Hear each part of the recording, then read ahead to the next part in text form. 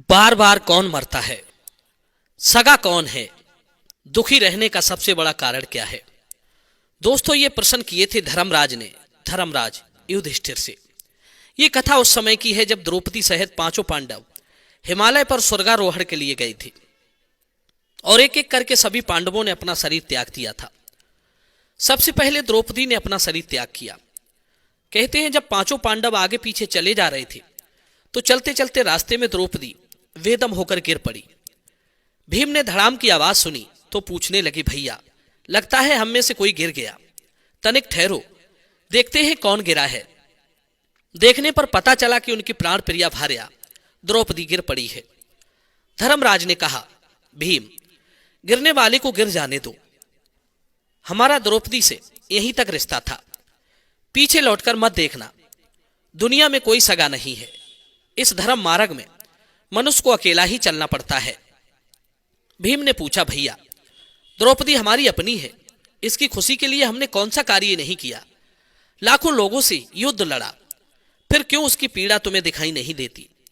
तब धर्मराज ने बताया, हे भीम, मनुष्य का अंत उसके सारे गुनाहों की याद दिला देता है। द्रौपदी ने हम पांचों में सदैव भेदभाव किया है, ये कभी अपने पांचों पतियों में समान भाव से अनुरक्त नहीं रही है। ये हम पांचों में सबसे ज्यादा अर्जुन से प्रेम करती थी, इसी पाप के कारण इसका पतन हुआ है। द्रौपदी को वहीं छोड़कर पांडव आगे के लिए बढ़ गए। दूसरी बार गिरने की फिर आवाज हुई। इस बार सहदेव जी गिरे थे। भीम ने पूछा, भैया सहदेव हमारा अनुज बेदम होकर गिर गया है, तनिक ठहरो, मैं उसे सहारा देकर उठाकर साथ लिए चलता हूं। युधिष्ठिर ने कहा, भीम मैंने कहा ना, अब हमारा कोई सगा नहीं है। धर्म मार्ग में कोई किसी का सहारा नहीं बनता। सहदेव को अपनी बुद्धि का बड़ा अभिमान था, अब उसी बुद्धि से वो सहारा मांग ले। इतना कहकर वे सहदेव को छोड़कर आगे बढ़ गए। कुछ दूर आगे चलने पर नकुल भी धड़ाम से गिर पड़ा। भीम ने पूछा तो धर्मराज ने बताया कि नकुल को अपने रूप पर बड़ा गुमान था। वो कहता था कि मुझे विधाता ने बहुत सुंदर रूप दिया है, मुझे कोई इसमें हरा नहीं सकता। पर आज साबित हो गया कि नकुल का रूप भी मृत्यु के आगे घुटने टेक गया। नकुल भी तड़पता छोड़ दिया और आगे के लिए कूच कर गए। कुछ दूर आगे जाकर अर्जुन का पैर फिसलता है और वे धड़ाम से गिर जाते हैं। भीम ने अर्जुन के गुनाहों को जानना चाहा तो धर्मराज ने बताया कि अर्जुन को भी अपने ऊपर बहुत बड़ा अभिमान था। वो हमेशा कहा करती थी कि वो एक दिन में अकेला ही सारे संसार को जीत सकता है, लेकिन वो झूठा था। उसने महाभारत के युद्ध को जीतने में 18 दिन लगा दिए। इतना ही अभिमान था अपनी विद्या पर, तो इस परिस्थिति में लड़कर और जीत कर दिखाएं। इस प्रकार अर्जुन को भी छोड़ दिया। थोड़ा आगे बढ़ने पर भीमसेन भी पटक खाकर गिर पड़े। भीमसेन चिल्लाकर बोले, भैया मैं जानता हूं आप मुझे भी लौटकर नहीं देखेंगे, पर जाते जाते मुझे मेरे दोषों को तो बताते जाइए। तब युधिष्ठिर कहते हैं, हे विशालकाय भीम, तुम्हारा दोष ये है कि तुम बहुत खाते थे, कभी व्रत उपवास नहीं रखते थे। देवता लोग 1 बार भोजन करते हैं, मनुष्य 2 बार, दैत्य लोग 3 बार खाते हैं, 4 या उससे अधिक बार तो कुत्ता भोजन करता है। भीम बड़ा ही पेटू था, भोजन भट्ट था। उसे अपने बल का, अपनी शक्ति का बड़ा घमंड था, इसलिए भीम की ये गति हुई। भीम भी बीच रास्ते में ही अपना शरीर छोड़ देते हैं। अब अंत में धर्मराज और एक कुत्ता बाकी रह जाता है। बाकी सब लोग एक एक करके साथ छोड़ते गए। दोस्तों, इसी तरह से अंतकाल आते आते सब साथ छोड़ जाते हैं, केवल धर्म आपका साथ नहीं छोड़ता। धर्मराज के साथ जो कुत्ता था, वो कुत्ता उनके पूरे जीवन काल के जो अच्छे कर्म थे, वो धर्म कुत्ते के रूप में उनके साथ चल रहा था। कहते हैं, विद्या मित्र प्रवासेषु स्त्री मित्रम ग्रहेषु च व्याधि तस्य औषधम मित्रम धर्मो मित्रम मृतस्य च।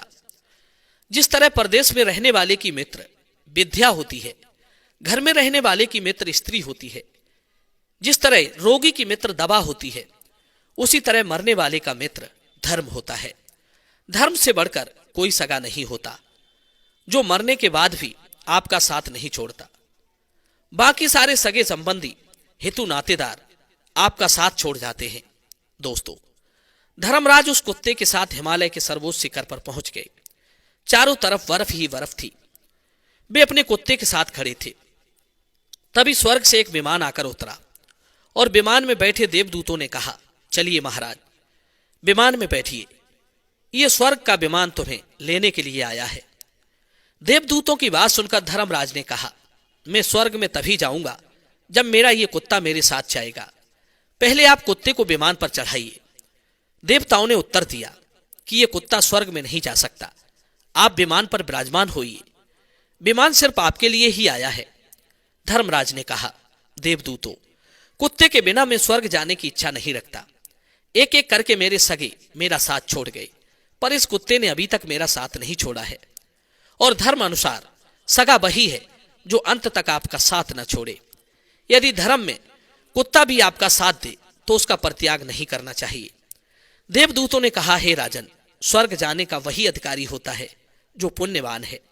ये कुत्ता तो तिर्यक योनि का प्राणी है, इसका तो कोई पुण्य भी नहीं है, ये स्वर्ग में कैसे जा पाएगा। उसी समय धर्मराज ने अपने आधे पुण्य फल कुत्ते को दे दिए। पुण्य प्रदान करते ही वो कुत्ता साक्षात धर्म रूप में परिवर्तित हो गया। कुत्ते ने धर्मराज से 3 प्रश्न पूछे। हे पुत्र, मेरा पहला प्रश्न, संसार में सगा कौन है? दूसरा प्रश्न, बार बार कौन मरता है? तीसरा प्रश्न, शांति का एकमात्र साधन क्या है? तब धर्मराज उत्तर देते हैं, हे भगवान, संसार में धर्म ही सगा है। जो कामनाओं से घिरा रहता है वो बार बार मरता है। जो कामनाओं से रहित हो गया वो सुखी भी है और पूर्ण शांति को प्राप्त होता है। कई बार हम निरर्थक और अंतहीन कामनाओं के कारण अनावश्यक चिंताओं और तनाव से घिर जाते हैं, जबकि कामनाओं को त्याग कर हम सहज ही उनसे मुक्त हो जाते हैं। इस प्रकार धर्मराज देवताओं के विमान में बैठकर स्वर्गलोक को प्रस्थान कर गए। दर्शक बंधुओं, में उम्मीद करता हूं ये कहानी जरूर पसंद आई होगी। तो चलिए अपनी वीडियो को लाइक कीजिए और चैनल को सब्सक्राइब कीजिए। मिलते हैं आपसे अगली कहानी में एक और ज्ञान चर्चा के साथ। आप सभी का बहुत बहुत धन्यवाद। जय श्री कृष्णा।